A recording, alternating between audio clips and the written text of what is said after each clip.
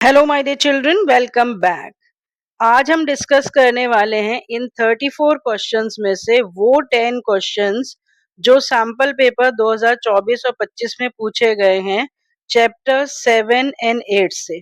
Chapter 7 sources of business finance and chapter 8 small business and enterprises. इन दोनों chapters की combined weightage 20 marks है। Maximum weightage के ये दो चैप्टर्स हैं, लेकिन अगेन जो नंबर ऑफ टॉपिक्स हैं इन दोनों चैप्टर्स से वो ज्यादा नहीं है, लिमिटेड नंबर ऑफ टॉपिक्स हैं। हाँ, कुछ टेक्निकल टॉपिक्स हैं, कुछ इंपॉर्टेंट टर्म्स हैं, टर्मिनोलॉजीज हैं जो आपको अंडरस्टैंड करनी होती हैं और उनको याद रखना होता है, उनके एग्जाम्पल्स आपको समझने होते हैं।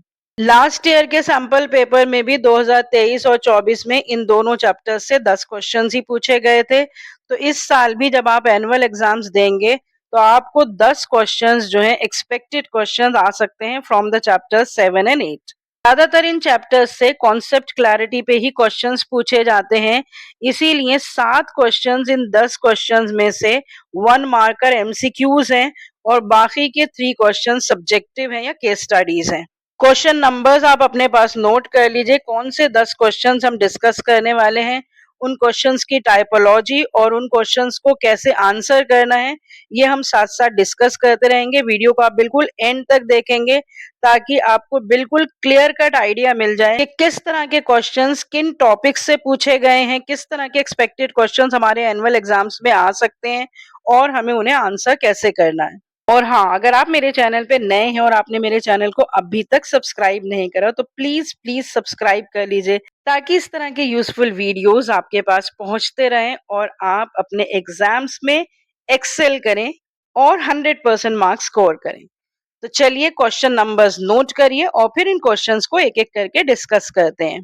क्वेश्चन नंबर्स 4, 6, 7, 8, 10, 12 एंड 14, ये 7 क्वेश्चंस जो हैं वो एक एक नंबर के इन दो चैप्टर्स से पूछे गए हैं। क्वेश्चन नंबर 24, 27 एंड 31, एक क्वेश्चन 3 नंबर का, एक क्वेश्चन 4 नंबर का और एक क्वेश्चन 6 नंबर का, ये 3 सब्जेक्टिव क्वेश्चंस इन चैप्टर्स से पूछे गए हैं और इस तरह से इन दोनों चैप्टर्स की कंबाइंड वेटेज बन जाती है 20 marks. So now let's start discussing this question. सबसे पहले डिस्कस करते हैं क्वेश्चन नंबर 4। ट्रेड क्रेडिट पे ये क्वेश्चन है, तो इसका मतलब ये चैप्टर 7 से क्वेश्चन पूछा गया है और क्वेश्चन है infer the correct option from the following statements that doesn't hold true about trade credit. मतलब ट्रेड क्रेडिट के बारे में कौन सी स्टेटमेंट फॉल्स है वो हमें आइडेंटिफाई करके चूज करनी है। ट्रेड क्रेडिट एक short term source of finance है। हमने बहुत सारे सोर्सेज ऑफ फाइनेंस चैप्टर 7 में कर रखे हैं। अब हम सारी स्टेटमेंट्स को रीड कर लेते हैं, उनके आगे ट्रू फॉल्स लिखते रहेंगे, तो जो फॉल्स स्टेटमेंट होगी वही हमारा करेक्ट ऑप्शन होगा। सबसे पहली स्टेटमेंट देखिए, it appears in the records of the buyer firm as accounts payable.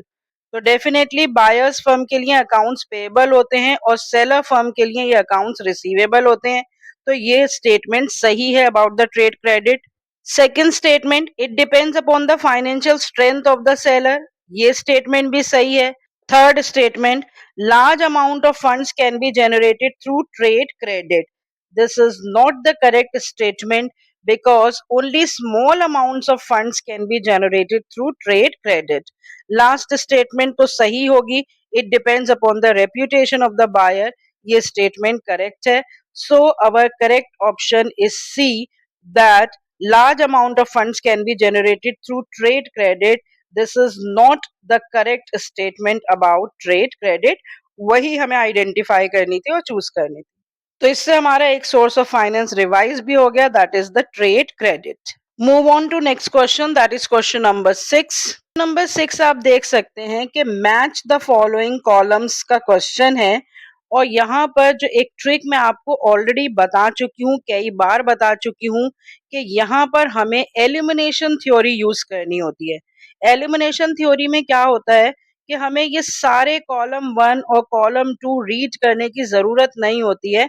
हमें इसमें से कोई भी एक करेक्ट आंसर पता होता है तो वो ऑप्शन हम सर्च करते हैं कि किस पर्टिकुलर ऑप्शन में वो कॉम्बिनेशन दे रखा है।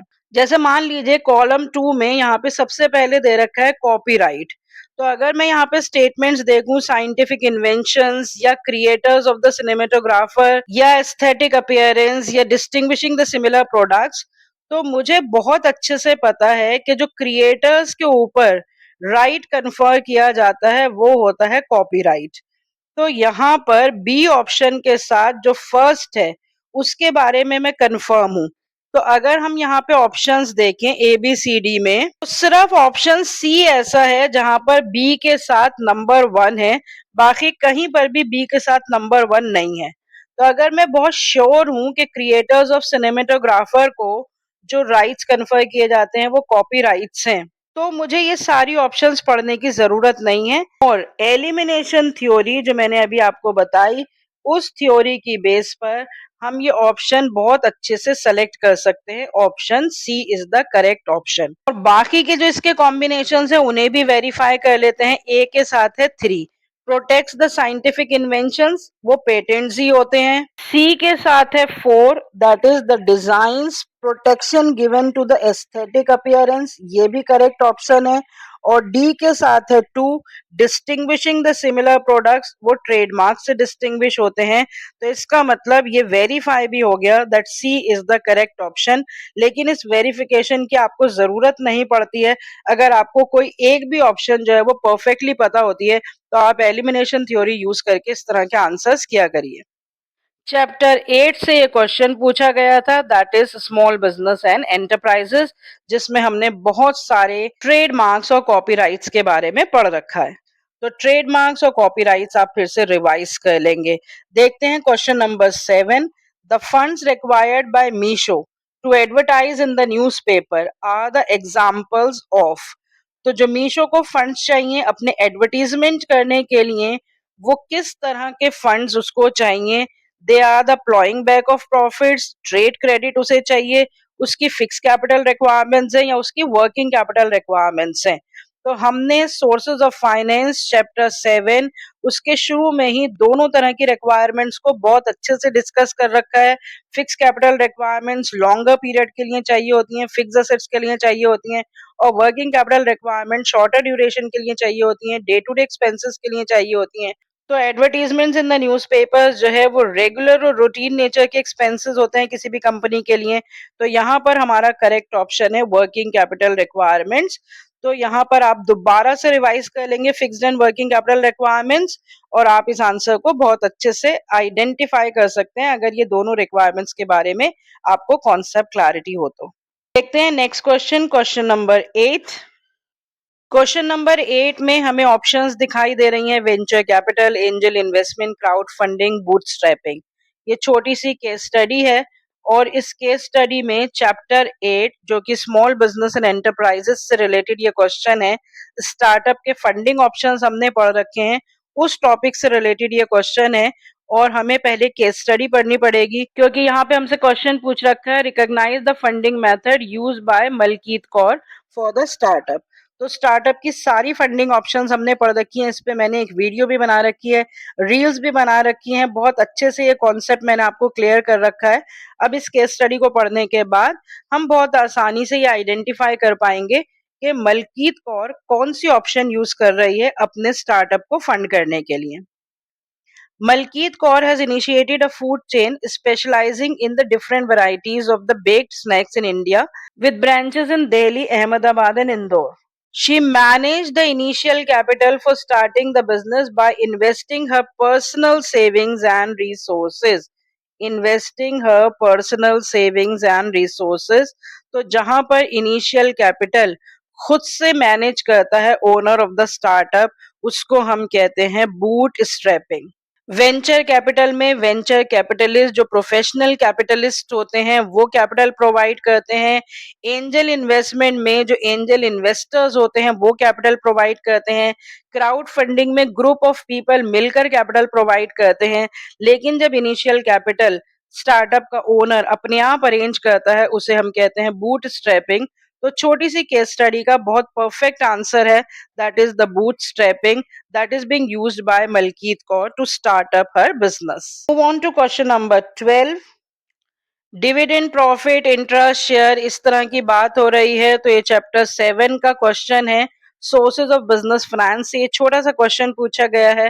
The capital of the company is divided into the small parts each of which is called the dividend, profit, interest और शेयर।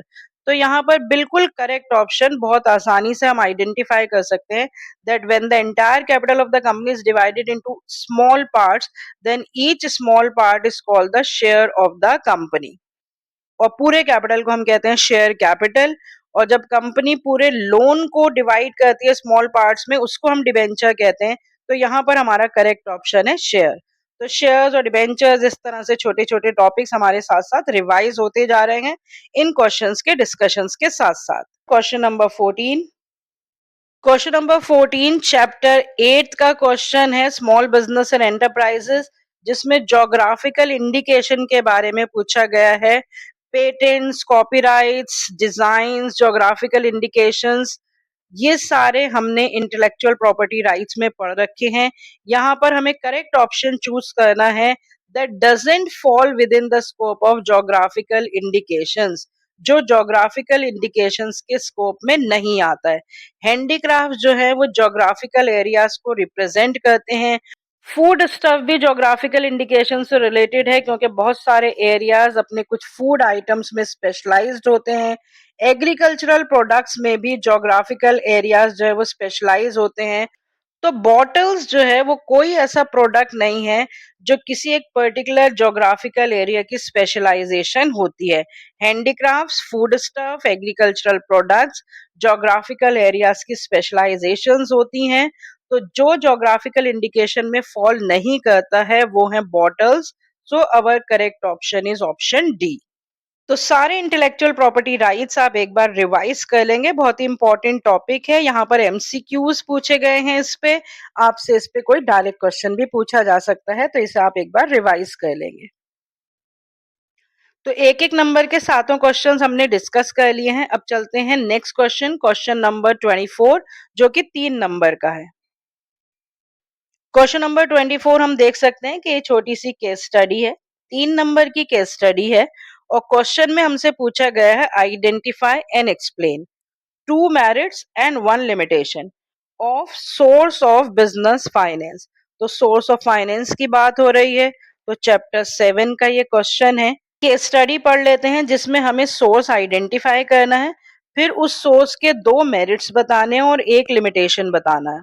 हालांकि सोर्सेज ऑफ बिजनेस फाइनेंस के हमें सिर्फ कॉन्सेप्ट्स ही अंडरस्टैंड और लर्न करने थे, तो जो फीचर्स हमने पढ़ रखे हैं उन्हीं फीचर्स में से हम कोई 2 मेरिट्स और उसका 1 लिमिटेशन ढूंढ लेंगे। पहले हम आइडेंटिफाई कर लेते हैं कि सोर्स क्या है। Healtho Limited is a popular health management company offering the wide range of healthcare products to the customers.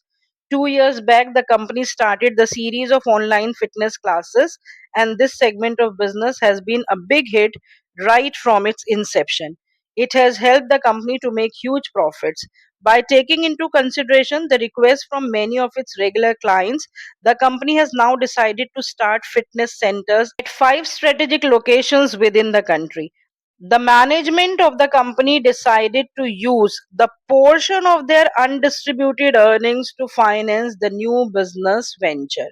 तो एक कंपनी के बारे में बता रखा है कि हेल्थ मैनेजमेंट कंपनी है जो कि बहुत ज्यादा पीक पर है और 2 साल से उसका बिजनेस बहुत अच्छा चल रहा है, और डिमांड के हिसाब से उसको अपने फिटनेस सेंटर्स 5 और जगह पर खोलने हैं, तो उसके लिए उसे फाइनेंस चाहिए। तो कंपनी कौन सा सोर्स ऑफ फाइनेंस डिसाइड कर रही है टू स्टार्ट दी सेंटर्स? तो यहाँ पर इस लाइन में साफ बता रखा है कि कंपनी ये डिसाइड कर रही है कि वो अपने ही अनडिस्ट्रीब्यूटेड अर्निंग्स को यूज करेगी। तो जब part of the undistributed profits दोबारा से यूज किए जाते हैं in the form of capital investment, उसको हम कहते हैं प्लॉइंग बैक ऑफ प्रॉफिट्स, या उसको हम कहते हैं सेल्फ फाइनेंसिंग, या उसको हम कहते हैं रिटेन्ड अर्निंग्स। तो यहाँ पर हम आइडेंटिफाई करेंगे that the company intends to use for financing its expansion plans the source that is called self financing और द रिटेन्ड अर्निंग्स और ploughing back of profits. Identify करने का आपको आधा नंबर मिल जाएगा।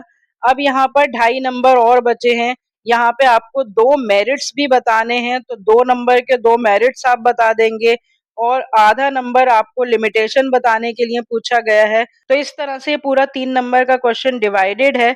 तो 2 मेरिट्स रिटेन अर्निंग्स के क्या होते हैं, वो आप 2 मेरिट्स लिख देंगे रिटेन अर्निंग्स के और एक एक लाइन में उन दोनों मेरिट्स को स्टेट कर देंगे कि रिटेन अर्निंग्स जो हैं वो परमानेंट सोर्स ऑफ फाइनेंस होती हैं। क्यों परमानेंट सोर्स ऑफ फाइनेंस होती हैं? क्योंकि उसको वापस नहीं लौटाना पड़ता किसी को भी। और दूसरा मेरिट आप लिख देंगे कि रिटेन अर्निंग्स में जो आपके असेट्स होते हैं फ्री ऑफ चार्ज होते हैं, वो आपको मॉर्गेज नहीं करने पड़ते क्योंकि इसमें किसी को भी कोई सिक्योरिटी नहीं दी जाती। तो इस तरह से आप 2 मेरिट्स लिख देंगे और एक लिमिटेशन जो होता है वो रिटेन अर्निंग्स का ये होता है, शेयर होल्डर्स होते हैं जब उनके डिविडेंड को रोका जाता है तो टेम्पररी जो है वो शेयर होल्डर्स डिससेटिस्फाई हो जाते हैं, तो ये आप उसका एक ड्रॉबैक लिख सकते हैं।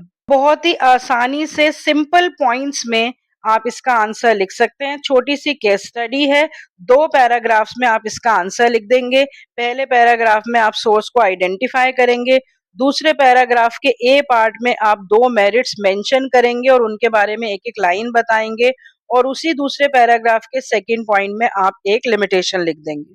तो इस तरह से प्रेजेंट करके आप पूरे 3 नंबर आसानी से सिक्योर कर सकते हैं। Let's move on to question number 27। Question number 27 भी एक छोटी सी केस स्टडी है 4 नंबर की। ए पार्ट में पूछा गया है आइडेंटिफाई द कॉन्सेप्ट। तो कॉन्सेप्ट तो कुछ भी हो सकता है, तो अभी हमें ये पता ही नहीं लग रहा है कि कौन से चैप्टर से ये क्वेश्चन है। और बी पार्ट में उस कॉन्सेप्ट के 3 फीचर्स जो हैं वो हमें स्टेट करने हैं। तो केस स्टडी पढ़ लेते हैं, हमें ये भी पता लग जाएगा कौन से चैप्टर से ये केस स्टडी है और फिर उसका आंसर भी हम ढूंढ लेंगे।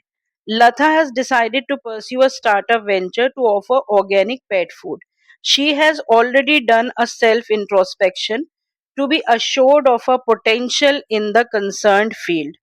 Furthermore, she has conducted an online research with the participation of pet owners regarding the extent to which the need for the availability of the organic pet food is unsatisfied.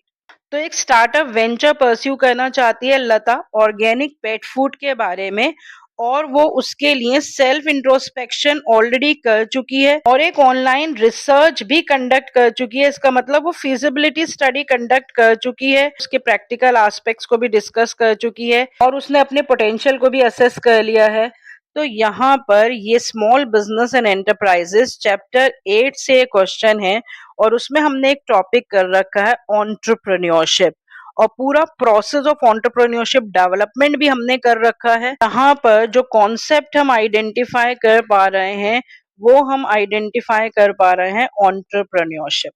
तो 1 number आपको इस concept को identify करने का मिल जाएगा और फिर उसके बाद आपको जो 3 फीचर्स बताने हैं तो 3 फीचर्स की आप हेडिंग्स लिखेंगे और 3 फीचर्स को आप स्टेट कर देंगे रिगार्डिंग दी एंटरप्रेन्योरशिप। तो एंटरप्रेन्योरशिप जो है एक लॉफुल एक्टिविटी होती है, एक पर्पसफुल एक्टिविटी होती है, ये एक इनोवेशन से रिलेटेड एक्टिविटी होती है। इस तरह के बहुत सारे फीचर्स हमने एंटरप्रेन्योरशिप से रिलेटेड कर रखे हैं। तीनों फीचर्स की हेडिंग्स मेंशन करेंगे और इन तीनों फीचर्स के बारे में एक एक लाइन बताएंगे क्योंकि सिर्फ स्टेट करना है। Then you will be able to score full 4 marks. Last question, question number 31, वो डिस्कस कर लेते हैं। इन्हीं 2 चैप्टर्स से रिलेटेड वो क्वेश्चन है 6 नंबर का। क्वेश्चन नंबर 31 भी केस स्टडी है। ए और बी 2 ऑप्शन है, इसमें से आपको एक अटेम्प्ट करनी है। ए पार्ट में पूछा गया है suggest and explain the source of finance और उसके एडवांटेजेस आपको बताने हैं। तो अगेन ये चैप्टर 7 का क्वेश्चन है, केस स्टडी है जिसमें आपको सोर्स ऑफ फाइनेंस आइडेंटिफाई करके उसके एडवांटेजेस बताने हैं। बी पार्ट में भी आपको कोई सोर्स ऑफ फाइनेंस आइडेंटिफाई करके उसके 5 एडवांटेजेस बताने हैं। Radhika limited has good growth prospects, so it's planning to expand its business. For this, the company needs additional funds. The finance manager reports that the company's assets are free to be mortgaged for the purpose of borrowings. कि company के assets free हैं, borrowings भी की जा सकती हैं। However, the existing owners have to dilute their voting powers. तो ये बहुत ही important कीवर्ड है कि जब voting powers dilute होती हैं तो सोर्स ऑफ फाइनेंस जिसका इस्तेमाल किया जाता है वो होता है इशू ऑफ शेयर्स, क्योंकि शेयर्स इशू करने से ओनर्स बढ़ते हैं और वोटिंग पावर्स डाइल्यूट होती हैं। तो यहाँ पर हम सजेस्ट करेंगे the source of finance that the company can use to finance its additional funds is the issue of shares. और इशू ऑफ शेयर्स के बहुत सारे फीचर्स हमने कर रखे हैं। उन्हीं फीचर्स में से हम 5 एडवांटेजेस जो है वो लेफ्ट साइड पे लिख देंगे, 1 2 3 4 5, और उन 5 एडवांटेजेस के बारे में हम एक एक लाइन लिख देंगे। तो इक्विटी शेयर्स जो होते हैं वो परमानेंट सोर्स ऑफ फाइनेंस होते हैं। इक्विटी शेयर्स के लिए असेट्स मॉर्गेज नहीं करने पड़ते हैं। इक्विटी शेयर्स इशू करने से कंपनी की क्रेडिट वर्दीनेस जो है वो बढ़ती है। इक्विटी शेयर्स पे डिविडेंड पे करना कंपलसरी नहीं होता है। इक्विटी शेयर होल्डर्स के पास वोटिंग राइट्स होते हैं।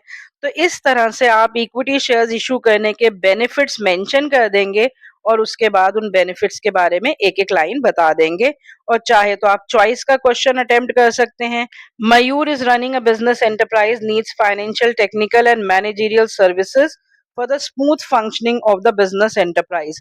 तो इसको फाइनेंशियल, टेक्निकल और मैनेजरियल तीनों तरह की सर्विसेज चाहिए। और ये बहुत ही इंपॉर्टेंट कीवर्ड है, इंस्टीट्यूशनल फाइनेंस से रिलेटेड। और यहाँ आगे दे भी रखा है, he went to an institution that provides medium term and long term finance and also aims at promoting industrial development of the country and conduct market services for his convenience। तो बहुत सारी इंस्टीट्यूशंस के बारे में हमने पढ़ रखा है जो कि इंस्टीट्यूशनल फाइनेंस प्रोवाइड करती हैं for the development of the companies, और वो फाइनेंशियल हेल्प के अलावा टेक्निकल और मैनेजरियल सर्विसेज भी प्रोवाइड करती हैं। तो यहाँ पर हम मेंशन कर देंगे source of finance the institutional finance, और इंस्टीट्यूशनल फाइनेंस के 5 बेनिफिट्स हम लिखेंगे। फीचर्स हमने पढ़ रखे हैं उसी में से हम बेनिफिट्स लिख देंगे और उन 5 बेनिफिट्स को एक एक लाइन में हम स्टेट कर देंगे। तो this is how you can attempt the small case study of 6 marks जो कि सोर्स ऑफ फाइनेंस से रिलेटेड थी, जो हमने डिस्कस कर ली। तो सारे क्वेश्चंस जो इससे पूछे गए हैं, 10 क्वेश्चंस, एक एक नंबर के 7 क्वेश्चन, एक 3 नंबर का, एक 4 नंबर का और एक 6 नंबर का, ये हमने डिस्कस कर लिया है। इसके साथ साथ हमने बहुत सारे टॉपिक्स जो हैं वो फास्ट फॉरवर्ड मोड में और शॉर्टली रिवाइज कर लिए हैं। दोबारा से सारे टॉपिक्स आप रिवाइज कर लेंगे और इसी तरह के क्वेश्चंस आप अपने एनुअल एग्जाम्स में एक्सपेक्ट कर सकते हैं। So please do revise, do watch this video. जो लास्ट ईयर की वीडियो है 10 क्वेश्चन से रिलेटेड जो इन्हीं चैप्टर्स से पूछे गए हैं, उसका लिंक भी मैं आपके साथ डिस्क्रिप्शन बॉक्स में शेयर कर दूंगी, उस वीडियो को भी देख लीजिएगा। तो ये 20 क्वेश्चंस आप एक बार दोबारा से रिवाइज कर लेंगे तो ये पूरा चैप्टर आपका थॉरोली प्रिपेयर हो जाएगा। और सिर्फ इतना करके चले जाएंगे तो आप अपने एनुअल एग्जाम्स में इन दोनों चैप्टर्स से रिलेटेड किसी भी तरह के क्वेश्चंस को परफेक्टली आंसर कर पाएंगे। तो अब हमारा सिर्फ चैप्टर्स 9 एंड 10 उसके क्वेश्चन आंसर्स बचे हैं, that we shall be discussing in the next video lecture. So see you next time with a discussion of question and answers in the sample paper from chapters 9 and 10. Till then, goodbye, stay healthy and connected.